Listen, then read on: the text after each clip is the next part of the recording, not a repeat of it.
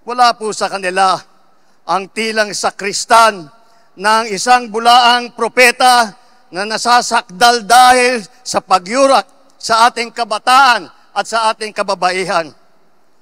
Wala sa kanila ang tagataguyod ng pugad ng krimen, ng sentro ng paglalapastangan ng mga kababaihan na mga pugo.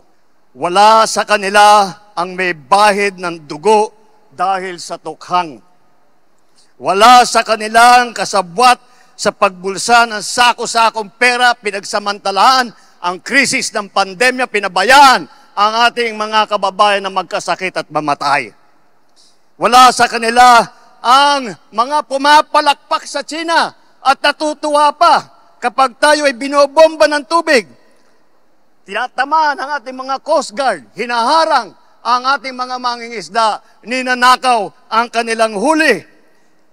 At bukod pa ron ay inaagaw pa ang mga isla natin para maging bahagi ng kanilang bansa.